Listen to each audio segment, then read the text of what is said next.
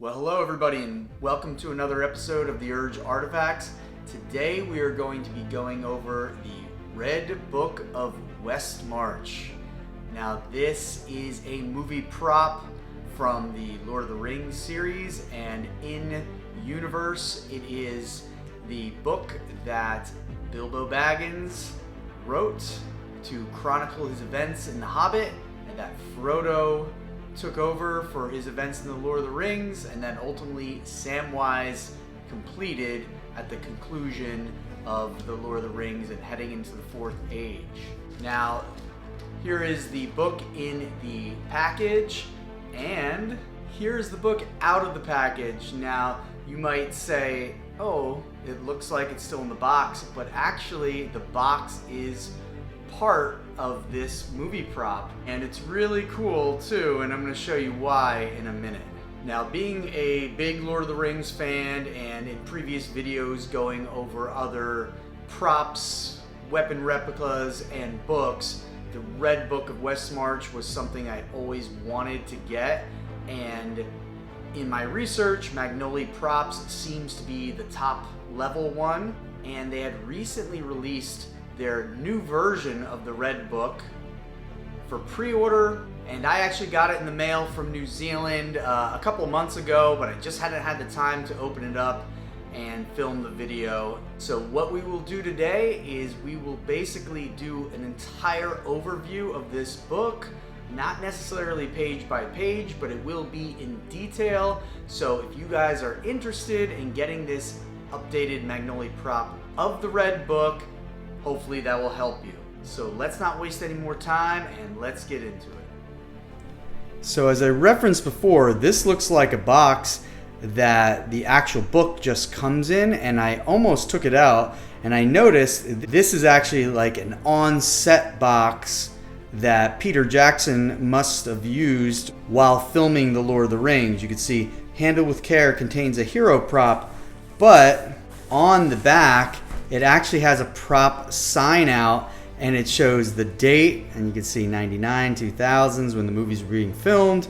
It has the name of the person that signed it out, Peter Jackson, position director, returned October 11th, 1999. You could see different actors in the movie that maybe were reviewing this prop for research or maybe to practice. You know, here's Elijah Wood, Want Another Look, Andy Serkis, Merry and Pippin, of course.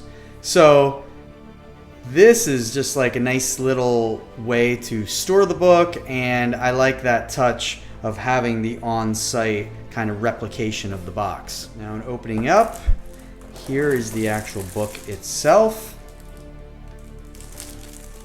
And now looking at the book out of the plastic, you're going to see the nice little tie strings, the BB for Bilbo Baggins, and pretty much just a faithful replica from what you see in the movie. Very authentic and very nice from the outside. One thing that really can't get picked up on video that is a really authentic aspect of this book is that you can smell like the cowhide. It smells like an old tome, and you know, in a good way. Now the first thing is we'll see this little portrait for Martin Freeman's Bilbo Baggins. Now this is just a movie prop and a little nod of the drawing by Ori in the movie. And then we have the little altar forward written by Frodo to start off the book.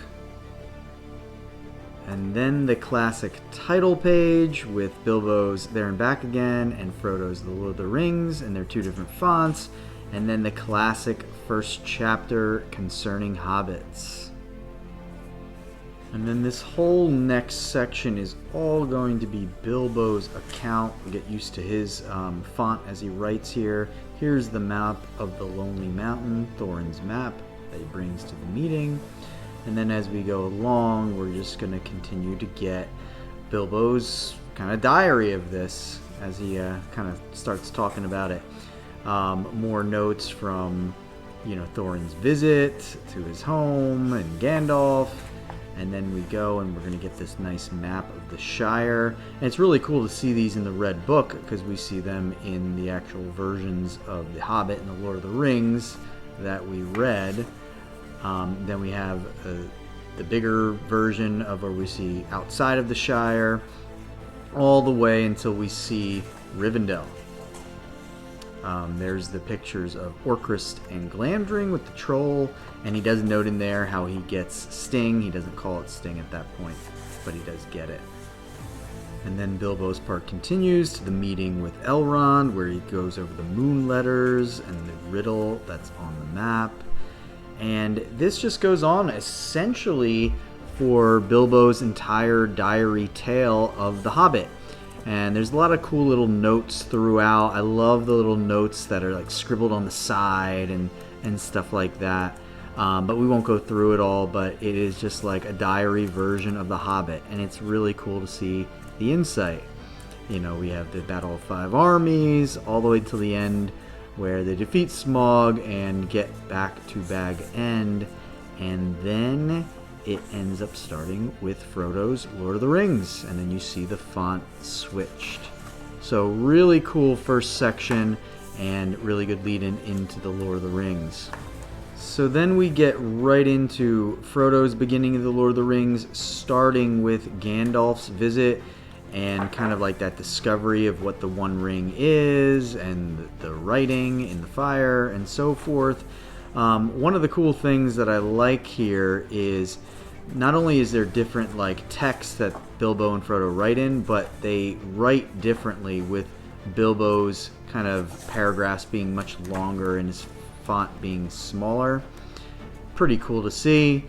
But we progress, and it kind of goes through this whole section at the beginning of the Lord of the Rings that takes place in all the halfling lands until we get to Rivendell ultimately. And yeah, pretty good right up here, but also kind of like the slower part.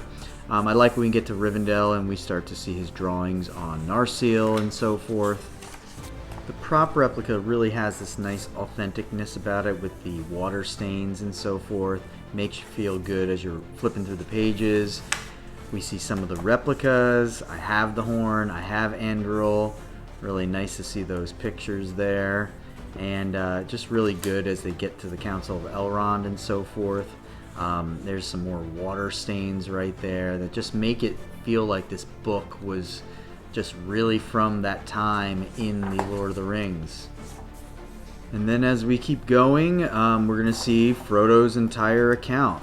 And once again, a lot of little notes. The thing I noticed with Frodo's part in the Red Book is it seems like he has more pictures, which is kind of cool. Like here's the Balrog, that's like a really good drawing he did. But there are a lot more pictures, so this part kind of goes fast as you're reading through it. Now I have not read through the whole thing yet, but I have spot read here and there. And it's really cool, you know, different writing style. But it's exciting being a big Lord of the Rings fan, as many of you I'm sure are, having read the books. You're going to see, you know, just this different take on everything, which is really nice. And then as we continue, one of the things I noticed is you'll see Samwise makes little notes on Bilbo's pages. So he must have went back and read it and made some little notes. And then it gets to Frodo's last page and Sam's first page, and you'll see Sam has much darker writing, and then you see Sam's area right here at the end. So this last portion of the book by Sam is what I was probably the most excited about because I know the least about, and it's not very long. It's just like a few pages. Sam basically saying goodbye to Frodo and his take on that, and kind of, you know, his take on the entire journey. And it's really touching and a little bit emotional how he writes it, so I really like that. He also writes a lot of the poems and songs from Merry and Pippin and himself that he wrote, so those are pretty neat. There's also these nice family trees of the different hobbits, like the Baggins, the Tooks, and that's very interesting as well as his whole family tree, which you could see is very large at this point. And then after this part by Sam, we fast forward to the 4th Age, and we finally get some additional genealogies and write-ups by Gondorian scribes. I forget the guy's name, but I think it's Finnegal or something like that. So this is really neat. This is kind of the appendices portion of the in-universe Red Book. And we go through this for a little bit. There's a little bit part talking about Rohan's aid and their portion helping Gondor. And then finally we get this write-up by Legolas, in which he's detailing his experience with the Paths of the Dead from the Lord of the Rings. So that's a nice little write-up there too. Then we get the classic Middle-earth map, which is great. We all know that. And after the Middle-earth map, and you guys are going to have to help me out with this, but there's an entire Elvish write-up right here, which I don't know what that is. I'm sure I can look it up, but that's pretty cool. Let me know if you know it. And then after that is Samwise's final little passage with, I think, some additional Elvish script that is related to Arwen, and then we are finished. All right, there we have it. Red Book of Westmarch, Bilbo Baggins. We know Frodo and Sam did a lot on that as well. I hope you enjoyed that pretty detailed walkthrough and some of my thoughts on it. I got a lot of work to do to translate and figure out some of that text, but I'm really excited to do so. This is going to be an awesome addition to the collection for any Lord of the Rings fan. If you found that overview helpful, please consider liking or sharing the video, or just simply leaving a comment to discuss some Lord of the Rings. Otherwise, as always, keep on collecting, keep on having fun, and have a great day. Thank you.